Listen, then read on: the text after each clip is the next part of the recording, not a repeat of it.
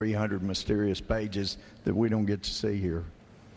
Shortly after the 2008 election, Vice President Joe Biden confided to top supporters that it was essential that their program be implemented at lightning speed. Because their agenda was so unpopular, they knew Obama would lose support quickly. Obama's handlers were in a race to pass a raft of legislation before the people discovered that Obama was just a slicker, updated version of previous puppets. Obama is the New World Order's closer. It's his job to repackage and solidify the tyrannical policies of George W. Bush as progressive and trendy. So part of my job, I think, as president, is to make government cool again. Chris Hedges, author of Empire of Illusion, explained it succinctly. President Obama does one thing, and brand Obama gets you to believe another. This is the essence of successful advertising. You buy or do what the advertiser wants because of how they make you feel.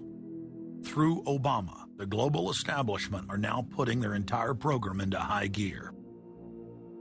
Obama is attempting to dismantle the Second Amendment with more than a dozen victim disarmament bills now in Congress. The key is going to be, I think, for us to come together and say people do have an individual right, and there's nothing wrong with common sense gun laws. Hate crime and cyberbullying bills in the House and Senate would effectively criminalize free speech protected under the First Amendment. It is absolutely true that NAFTA was a mistake. A senior member of the Obama campaign called the Canadian government within the last month to say that when Senator Obama talks about opting out of the free trade deal, the Canadian government shouldn't worry. The operative said it's just campaign rhetoric and don't take it seriously. Campaign officials called the U.S. ambassador to Canada and say, don't worry, it's just campaign rhetoric about NAFTA. The Canadian government put out a statement indicating that this was just not true. So I don't know who the sources. It wasn't true. Amid all of the denials, sources at the highest level of the Canadian government who first confirmed that a call was made, late this afternoon reconfirmed that a call was made. President Obama is promoting the creation of a North American Union and is attempting to expand NAFTA and GATT. President Obama is pushing nation-ending blanket amnesty for more than 20 million foreign aliens living illegally inside the United States. He's also overseeing the hijacking of health care by the federal government, which will nationalize more than 20% of the U.S. economy. And you want us to believe that a government that can't even run a cash for clunkers program is going to run 1/7 of our U.S. economy. No, sir. No. Obama is continuing the transfer of national sovereignty to unelected international bodies like the United Nations and World Trade Organization. And most important of all, under the cover of banking reform, Obama wants to hand dictatorial power over the United States economy to an offshore private banking cartel known as the Bank of the World. Richard, what happened to all those threats from France's president about storming out and about having a global regulator who was going to reach across borders and be able to deal with markets no matter what country they were in? They have opened up the idea of there being some form of other regulator across countries, and I think that's going to come So back. is this some sort of new world order, which Gordon Brown kind of alluded to?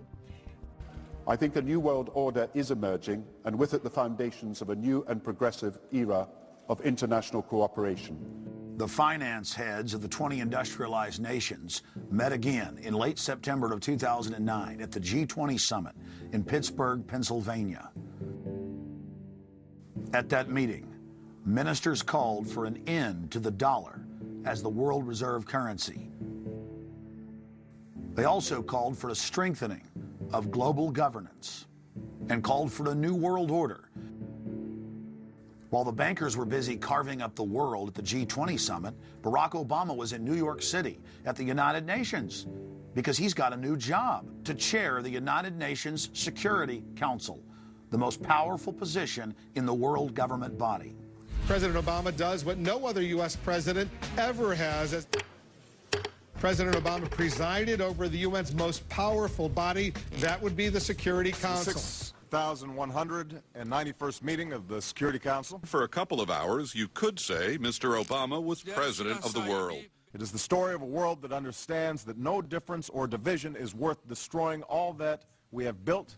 In my own country, it has brought Democrats and Republican leaders together. Leaders like George Shultz, Bill Perry, Henry Kissinger, and Sam Nunn, who are with us here today. Barack Obama is the first president to hold two posts simultaneously. And there's a good reason for that. It's illegal. Article 1, Section 9 of the Constitution forbids any U.S. president from serving any foreign government or institution. He swears an oath to protect and defend the Constitution of the United States. But now Barack Obama has sworn allegiance to the global government and the United Nations that he heads up. Let that sink in real good. Barack Obama now heads the United Nations Security Council. You cannot serve two masters, and Obama isn't. He's selling out the last vestiges of sovereignty that this country had. This, ladies and gentlemen, is the destruction of our nation, and it's also high treason.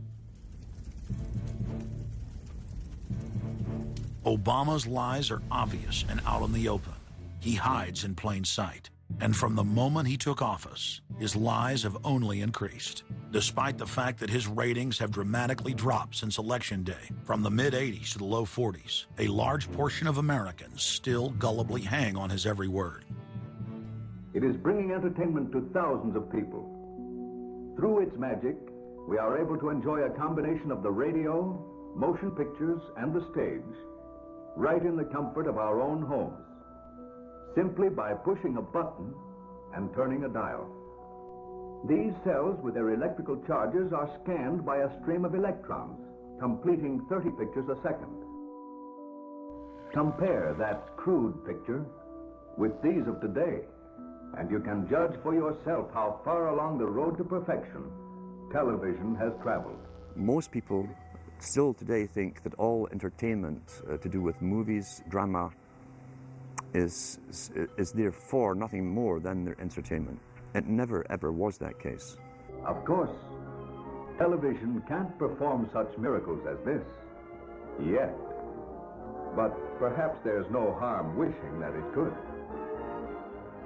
The greatest social messages are promoted through movies and drama, high drama, through the fixation of emotive sequences, emotional sequences, not logical, factual sequences, but pushing points across in an emotional way which register and fix in the mind. So emotional content is very, very important, rather than going through an actual discussion or an argument using logic and facts. There's no debate. And when you're being downloaded through fiction, your guard is down, the censor part of your brain is not in action. It isn't saying, yes, I agree with this, I disagree with that, as you would in a debate or a lecture. You're actually in an alpha state, being completely downloaded with new ideas. Throughout history, social engineers have refined techniques designed to control large populations. About 100 years ago, this big organization with many branches, they wanted to rule the world basically using Britain as a nucleus of a system, an embryo, which also was going to be joined with the US under the Anglo-American establishment, wrote about the kind of culture and the changes of culture over a 100-year period that they would actually design, implement, and bring in. And H.G. Wells talked about it too. He talked about arenas. He says arenas could be put up across the world for sports, for instance. Now, at that time, sports was something that children, school children were into. Adults became adults and got onto adult things. So it was unimaginable at the time that people could actually believe that there was even a need for adult sports and entertainment, never mind having arenas built across the world. But he said, we can do this, and foist basically a sports culture for the males. Using a tribal system, we're all tribal to an extent. That's why we even bother to vote for a tribal leader. This is well understood. That's why we're supplied with these leaders. And because the average man was to become more disengaged from his own destiny as the expert class arose, it was decided that the males would get their outlet basically gradually becoming helpless as males through sports. Therefore,